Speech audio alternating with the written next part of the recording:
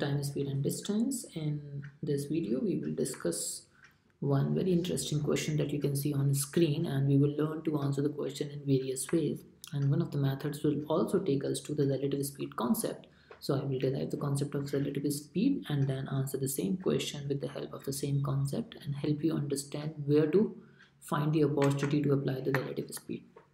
Now let's quickly start working out with this problem first. Here the question is that there is a train that leaves from station A at 7 a.m. to reach station B.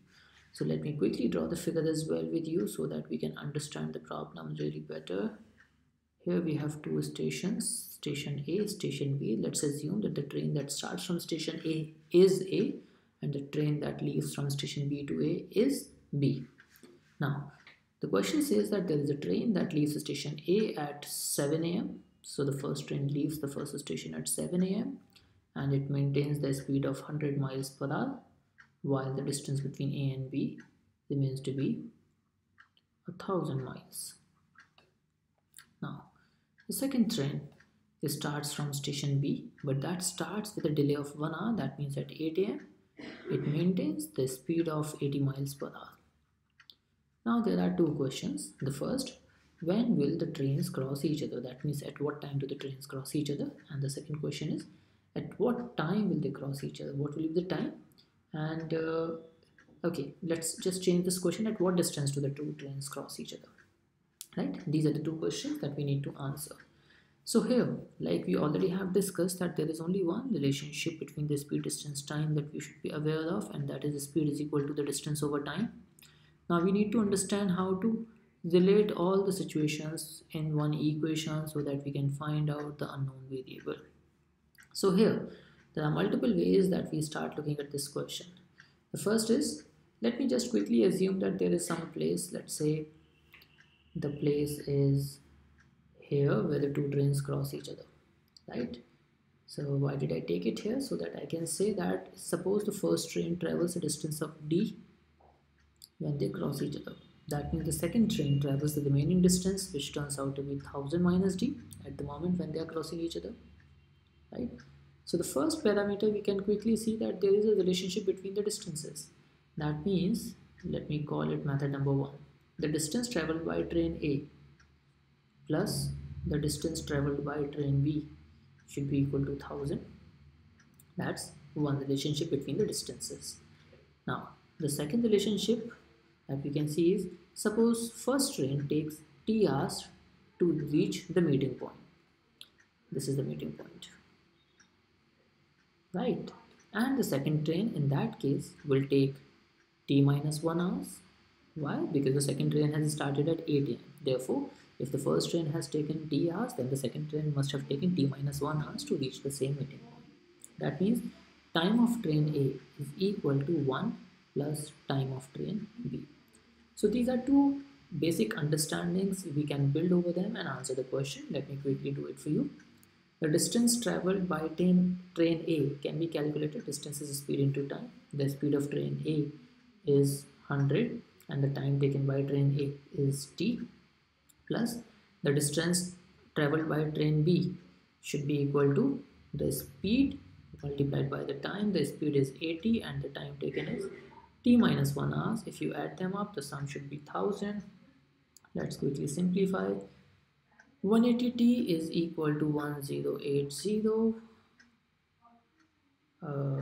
So it looks like we cancel it out. That gives us t equal to 108 over 18, 9 2 times. So that is 6 hours. That means the first train takes 6 hours to reach the meeting point. 6 hours after 7 a.m. That means 7 a.m. plus 6 hours makes it 1 p.m. And the distance traveled by A will be equal to speed multiplied by time. That means 100 times 6 equal to 600 miles, right? So here we have answered the question using method 1. But now let's learn it by the method 2 as well. The time taken by train A, time is calculated by the distance over the speed. So the distance traveled by train A, we have assumed is d, and speed is 100, should be equal to 1 plus distance of train B is 1000 minus d, and the speed is 80. Now we just need to simplify this. We can do it d over 100.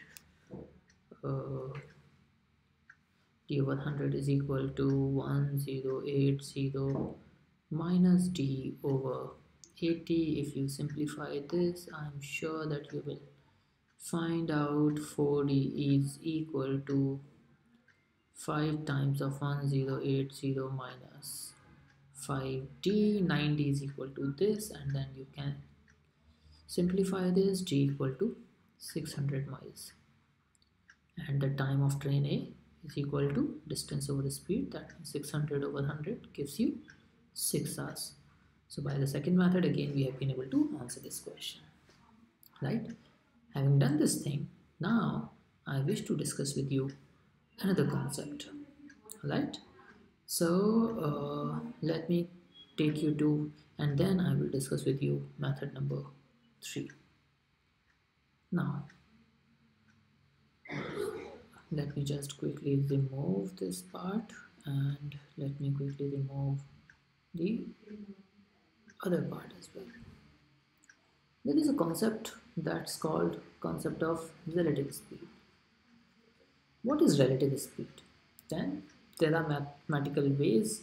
I will try to simplify my words. The relative speed can be defined as the change of distance between two objects in unit time.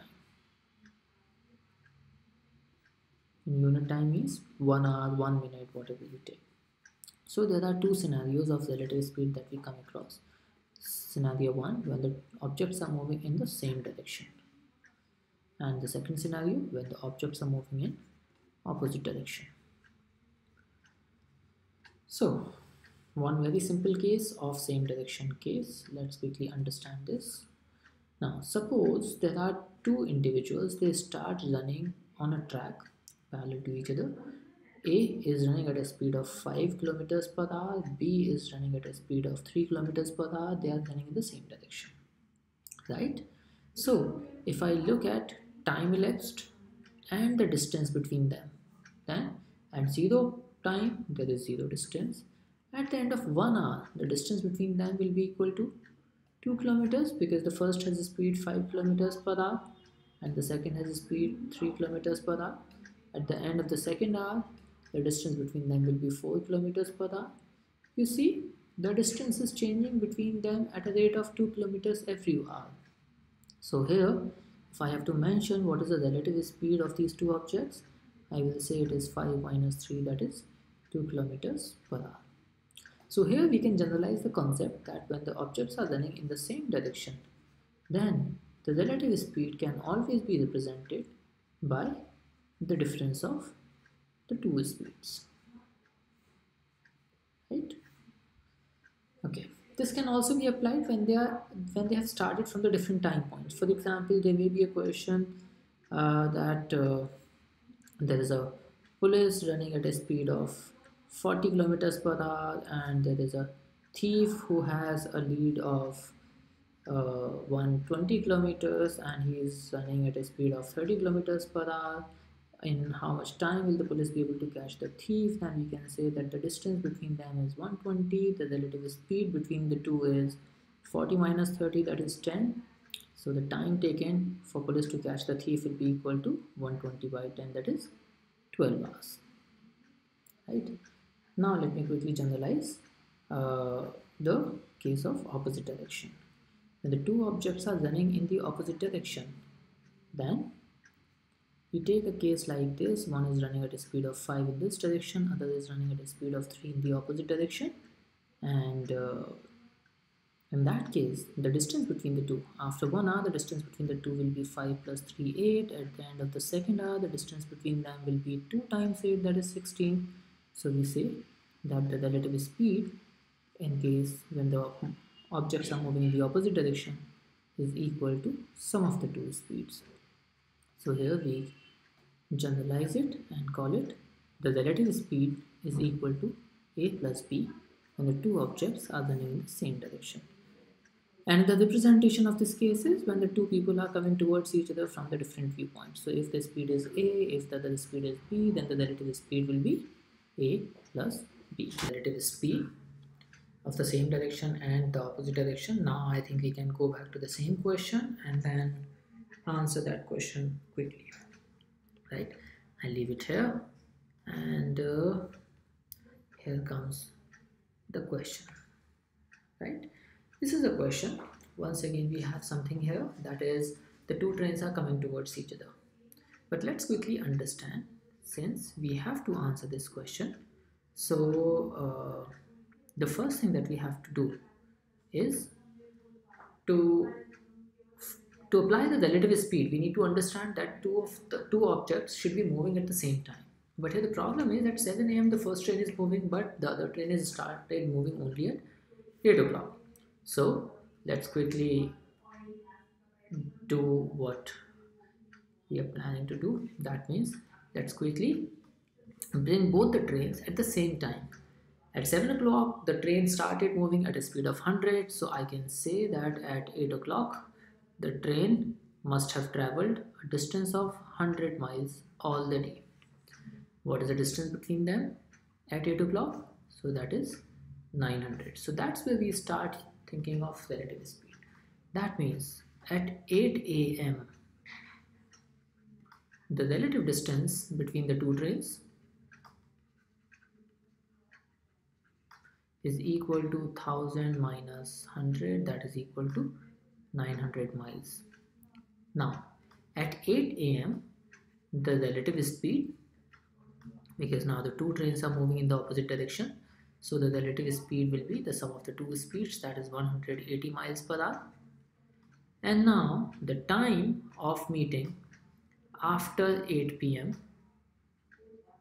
will be equal to total distance, that is 900 upon the speed, relative speed 180, is equal to 5 hours. That means 5 hours after 8 p.m. after 8 a.m. will be equal to same time that we calculated earlier, that is 1 p.m. So the two trains will cross each other at 1 p.m. and the distance that they will travel, that means from A the distance will be because after 8 o'clock there were 5 hours, so from 7 o'clock the first train must have taken 6 hours.